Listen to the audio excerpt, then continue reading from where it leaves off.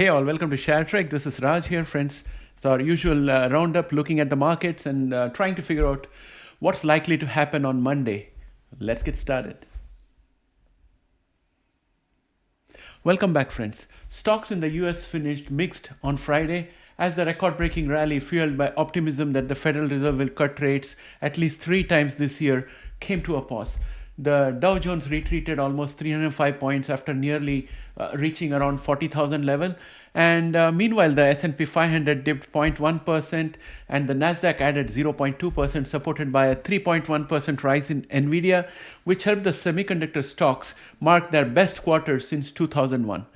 Meanwhile, we had a situation of Tesla losing around 1.1% amidst reports of reduced EV production at its China plant. So overall, for the week, the Dow Jones gained nearly 2%, marking its best week since December. S&P 500 and the Nasdaq ended the week higher by 2.3% and 2.9%. And now let us get into the TradingView platform and the Fear and Greed Index and the economic calendar and have a look at what's likely to happen for Monday. Let me take you to the Fear and Greed Index first, and we'll proceed from there. Here we are in the Fear and Greed Index, and we stopped at 72 in the greed range yesterday, in the previous week. So this is a decent place to be in to start the following Monday. And in terms of the stock market heat map, we can see that there was a sea of red. However, thanks to NVIDIA, our AI section remained pretty good. And in the genomics, we had a little bit of red ink all over the place. So hopefully the money will come back into the market on Monday. And in order to see what's going to happen on Monday, we need to look at the economic calendar. No major stimulus on Monday for the economic calendar, but Tuesday we are going to get a whole slew of data around durable goods orders. And also, when we go on to Thursday, we are going to get GDP growth rate final data and core PCE prices. So a lot of stimulus coming from Thursday onwards. With that said, I want to show you a few parameters of the economy to give you a sense of why I feel optimistic that things are going to get better going forward. So I'm going to look at the employment rate of G20 countries, and you can see that there is enough slack in United States, regardless of the fact that we may say labor market would be tight. And then I'm looking at another aspect, which is the productivity in G20, and you can see United States is almost at the top with 112, and we have Brazil 118 and Mexico 109. So this is our immediate vicinity, and North America is doing pretty fine. And if we were to look at the GDP growth among G20 countries, United States is on the very top with 3.2%. Nobody is anywhere close to United States. And remember, this 3.2% is on a huge base. India has 1.7% and Singapore has 1.2%, but the base of the size of the economy is much smaller as compared to United States. So this 3.2% is pretty significant. And if you look at inflation data of the G20, you will see that when it comes to the United States, it's at 3.2%, which is among the somewhere among the lowest among G20 countries. Whereas if you look at other countries, it's a much higher level that we are looking at, especially the emerging economies like India, which is at 5.9. 3.2 is pretty close to the range that the Fed generally looks at. And even if you look at Canada, 2.8 is coming very close to the 2.5 to 2%, which is what the Canadian central bank looks at. So I think we are very close to getting some rate cuts, assuming that benign environment continues. We don't want any surprises like a problem in the Red Sea or some war somewhere. If none of those things happen, I think we are coasting towards a very good outcome.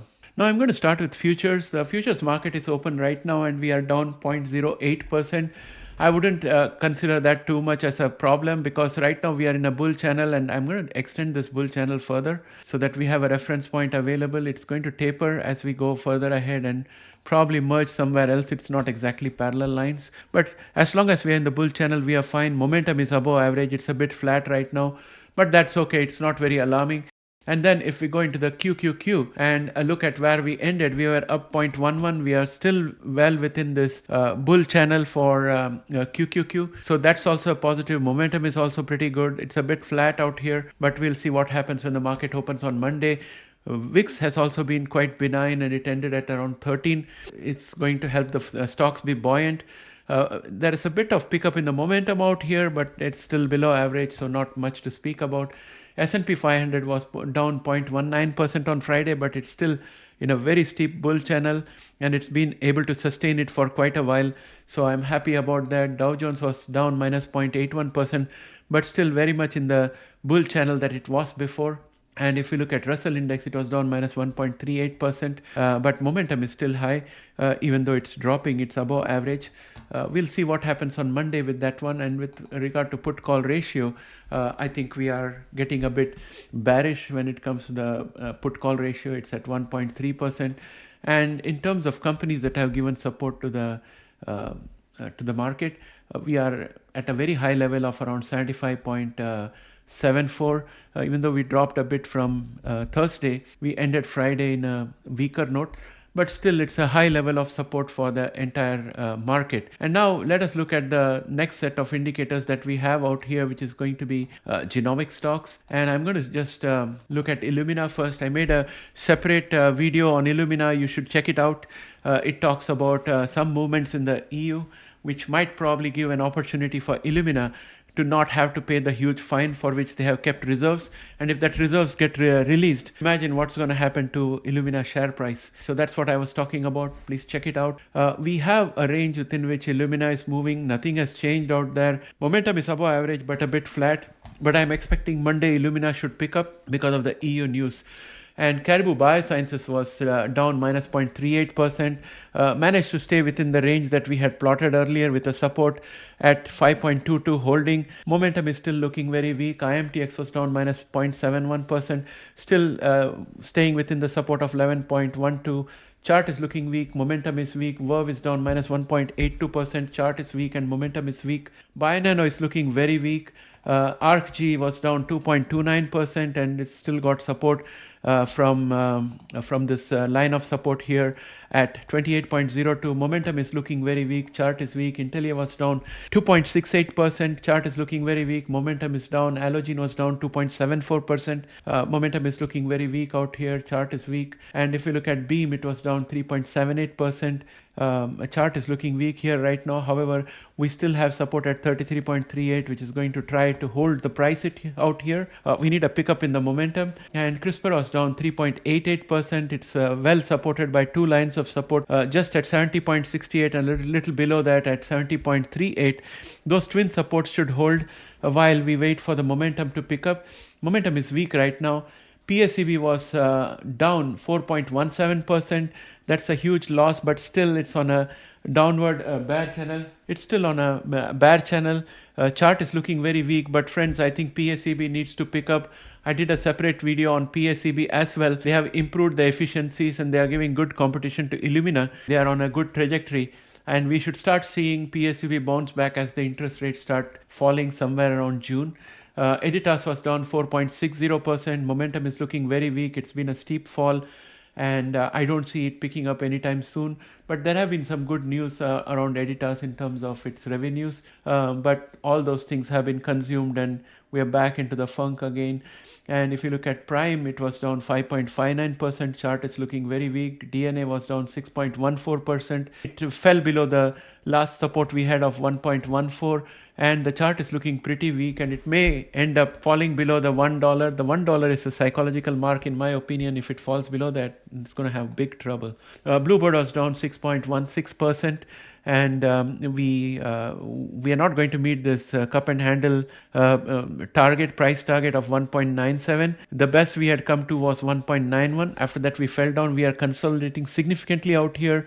Momentum is still at average, so this support line at 1.32 is holding on for Blue. If we get reports of their earnings, I think we'll break out of this consolidation, and if the news is good, we'll go up. If the news is bad, we're going to fall down really bad. So that's the outcome for the genomic charts. And now let's look at the AI watch list. And first, we are looking at Google out here. Let me just sort this out so we have the winners at the top. NVDIA was a hero which kind of pulled everything up for my portfolio and also for the AI portfolio in general and all related companies with AI. And it went up around 3.12% and got pushed down by this line of resistance at 950.80. Momentum is pretty good. RSI is almost at overbought. But friends, for NVIDIA, I believe the RSI limit is 83%, somewhere in that region. So I'm expecting NVIDIA to go up further and break this line of resistance of the all-time high. If it has tested it twice, and the third time it has got to break out. Otherwise, we have the line of support out here, which will create a bullish pennant, and then we have to break out on the upside.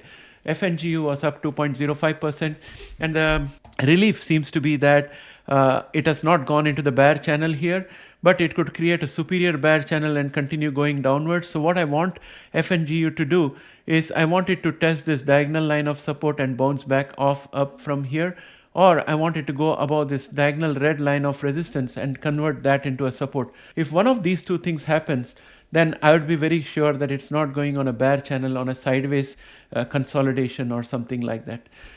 Google was up 2.04%, and it got support from this diagonal line of support, and it has stayed above there, and momentum is also looking pretty good. Google, compared to the rest of its cohort, has not performed as well, so it's got plenty of room to go up in my opinion. AMD was up 0.54%, and it needs to break this resistance at 184.34, and its momentum is starting to pick up, but it's below average. But I'm feeling that on Monday it should pick up given the strength of NVIDIA. Apple was up 0.53%. I think Apple, again, is a good buy because it's a good company, and the integration of the Apple virtual headset with NVIDIA is going to give an advantage to Apple in getting into the VR world. And that should have some value, and I think at 172.28 Apple is in a good situation. Of course, these are my personal opinion, not financial advice. Please do your own due diligence.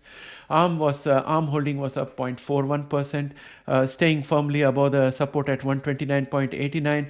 Momentum is also above average, but it's a bit flat. It needs to pick up, and the candle formation out here is bullish. AVGO, which happens to be Broadcom, was up 0.41%. Momentum is looking good. Amazon was up 0.40%, still riding this diagonal line of support on a bull channel. Chart is looking very good. It's going to continue moving up in a gradual basis. Meta was up 0.36%, well inside the bull channel, doing very well. Momentum is also looking good. Intel Corporation was up 0.35%, and it's below this diagonal line of support it was below the diagonal line of support for a couple of days, but then it managed to just about creep up above this diagonal line of resistance and has converted that into a support right now. So we'll have to see what happens tomorrow. I'm not very confident that Intel is going to be able to stay up there. It may probably seek the support of 41.98, but on the flip side, it has got plenty of money from the government. The only doubt for the market would be whether they have the right vision to capitalize on that money and deliver on something which can be competitive to NVIDIA. Once Intel makes those kind of communications, I think the share is going to pick up. So it's a 50-50 right now, in my opinion, whether it's going to boost or whether it's going to slag. Then we look at Micron Technology, which was up 0.33%, a huge gap up to be filled. And we have RSI, which is highly overbought, so it has got to cool down, and there is a gap to fill, so I'm expecting it to come down. NET, which is Cloudflare, was up 0.17%. It's on a bear channel. It's coming down. Momentum is also dropping down. SMCI was up 0.12%, and the chart is looking decent. The momentum needs to pick up a little bit. The gap down has been covered, so it will go either way on Monday. Microsoft was down 0.15%, and it has got a support at 425.30 because it has broken its all-time high. It's going to consolidate a little bit before it goes up. It's got a great deal of momentum, and it's just a little bit flat. It needs to pick up. The momentum needs to pick up, and there is plenty of room on the RSI. I think Microsoft will do well. They have got all the assets lined up in place for the AI play. And AMAT, which is Applied Materials Inc., was down 0.26%. Chart is looking decent, but momentum needs to pick up. Qualcomm was down minus 0.44%, and chart is looking decent, but momentum needs to pick up. Oracle was down minus 0.95. After a huge gap up, it's trying to consolidate. The RSI was overbought. Now it has cooled off. Maybe in the morning we might see a bit of flatness, and after that it should pick up. ASML was down minus 1.09%, and chart is looking pretty good. It has to do well on Monday. And when we look at Tesla, it was down 1.15%. It is testing the support here at 165.84. I still think that Tesla could do better because they have the advantage of being the first in class. But Elon Musk and the X controversy and other things that he's doing right now, I think it's definitely putting a drag on Tesla, because it was the so-called woke people and so-called environmentally conscious people who were patronizing EVs, who were the ones who actually invested in EVs, and alienating them is going to be difficult on the Tesla brand. So we need to see what happens. Elizabeth Warren has also asked the SEC to look into Tesla board and its proximity to Elon Musk. So things are not looking great for Tesla, and that's going to reflect on the share price on Monday, in my opinion, because momentum is also falling. So possibly that we are going to fall below 165.84 on Monday. Palantir was down 1.27%. Momentum is just above average. There's a good chance that it can turn around if NVIDIA goes up. Adobe was down 2.29%. Momentum is looking very weak. It's a huge gap down. Chart is also looking weak. So my friends, that brings me to an end of the video, and I think just to summarize my hopes, I think United States is in a good position. Its GDP growth is also pretty decent. The Fed can wait a longer period of time without reducing the interest rates. The markets have more or less reconciled to the fact that rates are going to be higher for longer, and they are looking at much less than the 6 rate cuts they anticipated at the beginning of the year. It has dwindled down to around 3, and now they are even ready to think of less than 3. The market has seen higher rates for longer so far, and is kind of getting used to it, and the participants, I think, are getting jaded with all this rates and interest yields and all those things. So at this point of time, unless there is some really bad news, everything should go very well. Things like supply side constraints because of the Red Sea conflict with the Houthis, or the expansion of the war between Russia and Ukraine to other places like Moldova, or the entry of France into the conflict, those kind of things can cause a problem and cause the stock market to go down a bit. But other than that, I think we are all clear for the next week. So with that, my friends, I'd like to bring this video to an end. I hope you like this. All the best to you for Monday. Take care. Have a nice day. Bye.